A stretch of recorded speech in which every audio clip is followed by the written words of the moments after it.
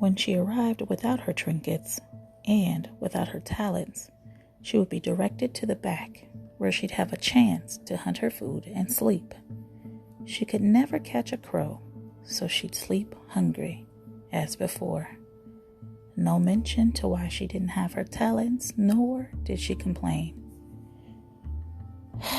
This is better than telling them what is happening, she whispered to herself. Intrigued? Excited? Want more? Then tune in to They Walk to the Moon, Part 1, on the Adult Bedtime Stories for the Creative Soul Podcast.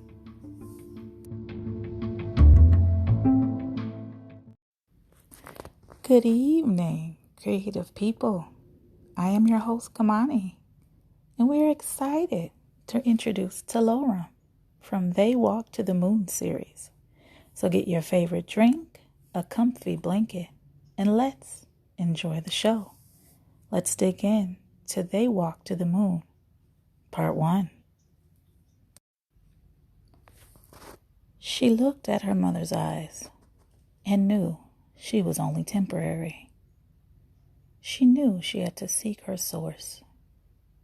She knew she would find the source on the fifth sun.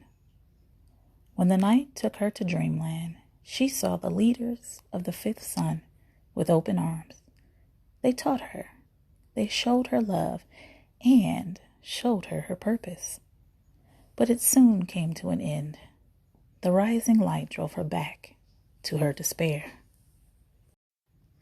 They all had a task to complete to ensure their ration of food, no matter how old or how young. She packed her satchel with trinkets to sell at the stall. On her stool were cleaning supplies, trinkets, and a note. Bring 12 talents back in exchange for a bowl.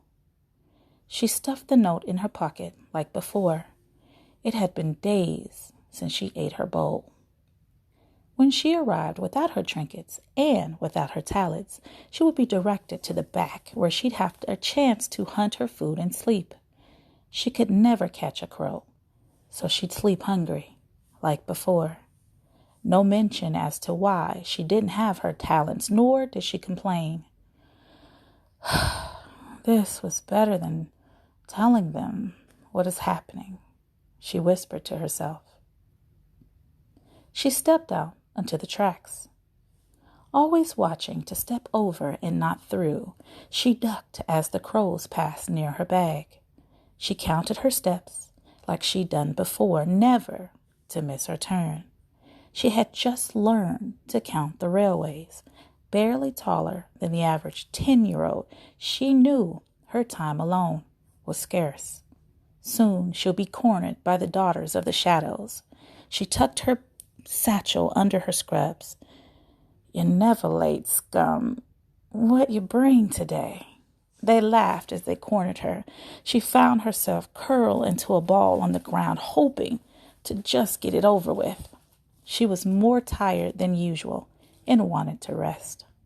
The larger of the daughters pulled out her knife and began to carve her initials on the dirt. What do you think we should do today? She's not even fighting. This is boring. The eldest took her knife and played near Talorum's hair. Maybe we can take her hair first. Our keepers would pay fair for it. She's a marksman's daughter. The eldest pulled her head back. Talorum didn't want to look into her eyes. She knew she'd see death and despair filled with greed. Open your eyes, trash. Read me. Your life will be gone soon. See it. She slashed Talorum under her left eye, but Talorum kept her eyes tightly shut. She felt the blood flow from the slash, but didn't dare touch it. But what she heard next caused her to open her eyes. She saw her older brother grab both sisters and slam them against the Elser tree. She saw the younger sisters run off together, leaving the eldest to deal with the marksman. So this is why she never eats? He threw a larger rock at their feet. he began to set the rock on fire when he heard our father call. "They are not worth it. Let them go. Get out of here," he yelled at them. Both Shaddows ran away whimpering. "Talorum, this is your fault. Instead of laying there, you should have fought. Those are my trinkets I gave you to sell. I cannot have a weak marksman amongst me. Go home and prepare to stay in the back. You will not come in until you've worked off your debt." "Eldest, take her to the tracks and let her walk back. Then come back to me. We will have to prepare for this. Get up, Talorum." He grabbed her arm and pushed her near her brother. Talorum and her brother walked in silence. "He means well, Talorum, but he has to show marksman strength." She looked to the ground. She knew he was telling the truth, but hated that she was born to the marksman clan. When they got to the tracks, he grabbed Talorum's face and looked in her eyes. He wanted to protect her, but saw her fate clearly. He knew she would be leaving soon. "Now, get my rations at my sleeping station, grab my knife and supplies, and keep my pendant near your heart, and always reach in if you are in trouble. I will feel your call and find you." He put his pendant in her hand, looked toward the fifth son, and walked toward their father. The rain felt cool on her skin as she packed her satchel for the last time. She grabbed her brother's knife, feeling the etching, the last of the marksmen. She put it in her side pocket along with his supplies. She grabbed her blanket and his rations and hurried to the back. She sat on her sleeping spot where she'd slept many nights while taking a miniature picture of the fifth son. 5 stars and 4 moons away, going Neve. She raises her hand in the direction of Neve, showing the tattoo map she made the night before. "Last time to dream of its beauty," she whispered as she laid on her spot. She covered herself with leaves to protect her from the rain and fell asleep. The woman with gold beads directed Talorum to the station.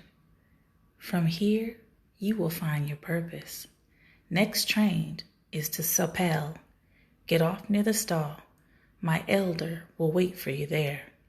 Talorum smiled at the woman and stepped onto the train.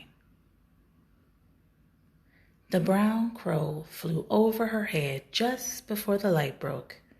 Without opening her eyes, Talorum grabbed her satchel, counted the stars, and was gone. And there you have it. That was part 1 of They Walk to the Moon, a short story series by the Adult Bedtime Stories for the Creative Soul Podcast. And I, am Kamani. I'm your host. And I want to say thank you for tuning in. We have a beautiful short story series, a sci-fi series coming up for you. So I want you to be on the lookout. And if you're a gamer and you love those video games, guess what? We have a surprise for you. I want you to go ahead and go to our bio. If you are on Instagram, go to Adult Bedtime Story, click our bio. It's going to take you to a link tree. There is where you will see They Walk to the Moon, the game. I know you didn't hear me, White. You didn't hear me. If you are a gamer and you love sci-fi, I want you to go to IG, go to Instagram, find Adult Bedtime Stories. And when you see us, Adult Creative Soul, on there, I want you to go ahead and go to our link tree, which is within our bio. I want you to click on They Walk to the Moon, the game. All right, more things coming down the pipeline, but I want you to definitely be on the lookout. If you're on IG, I want you to go ahead and follow us. We have many stories on there. We also have our past short stories from the beginning of the year. The Dreamers. We have 4 episodes. Definitely check that out if you haven't had the opportunity. And again, I really appreciate you tuning in. And I am your host, Kamani. Now, if you have any questions or if you have comments, definitely leave us comments, questions, anything that you have. We love your comments. And you can send them to adultcreativesoul@gmail.com. Again, that's adultcreativesoul@gmail.com. All right. So I do appreciate you tuning in. Have a wonderful rest of your evening, or if it's morning where you are, have a wonderful morning and get ready for the rest of They Walk to the Moon series. Your imagination depends on it. Until next time.